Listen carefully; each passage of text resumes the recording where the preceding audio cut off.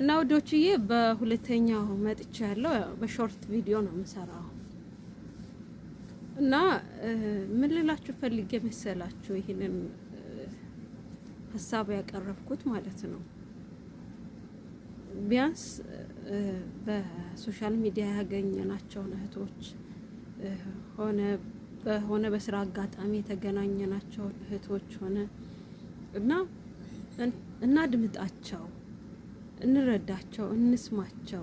በእውነት ሰውን በማጣት የተነሳ ብዙ ጊዜ ከፎቅ ወደቀች፣ ራሷን አጠፋች፣ ብዙ ጊዜ እንሰማለን። በቃ እንትን ጆሮአችን ራሱ ለምዶታል ማለት ነው። የእውነት ማለት ነው። የእውነት ከልቤ ነው የምነግራችሁ እህቶቼ፣ የመዳም ቅመሞች፣ እናንተ ብርቱዎች፣ ጠንካሮች፣ ልጆቻችሁን የምታስተምሩ የምታሳድጉ፣ ለእናት ለአባታችሁ ቤት የምትሰሩ የምታኖሩ የምትጦሩ እናንተ ጀግኖች ናችሁ። የእውነት ማለት ነው። ሀገራችሁን የምትረዱ ናችሁ ማለት ምናልባት ብዙ ነገር ልንባል እንችላለን፣ ብዙ ስም ሊሰጠን እንችላለን። ግን እናንተ ጎበዞች ናችሁ። ተስፋ አትቁረጡ። ተስፋ በሰው አይደለም፣ በሁኔታ አይደለም። ነገ ሌላ የተሻለ ቀን አለ እና ተስፋ እግዚአብሔር ነው። በምታምኑት ማለት ነው። ሙስሊም ሆናችሁ የምታምኑት በቃ ወደ እግዚአብሔር ተስፋ አድርጉ። የሆነ እንደዚህ አይነት ከባድ ሁኔታ ውስጥ ስታልፉ፣ ጫናዎች ሲበዙባችሁ ወደ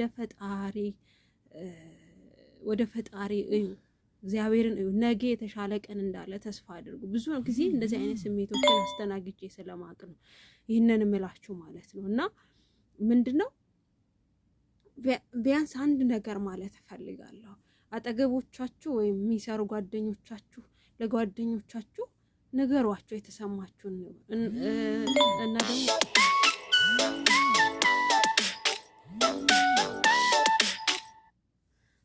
ይቅርታ እና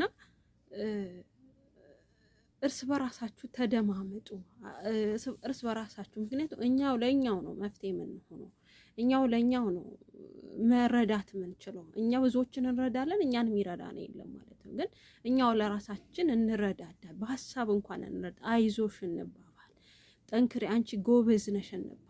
የእውነት ማለት ነው። እኛ ብዙዎችን ሰፖርት እናደርጋለን።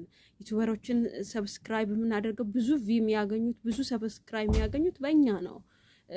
በየትኛው መንገድ ብዙዎችን እንጠቅማለን። ግን እኛ የምንጠቀምበት ነገር ግን አናገኝም። ግን ቢሆንም እርስ በራሳችን እንረዳዳ። የአንዷን ሀሳብ የአንዷን ህመም አንዷ ስታካፍለን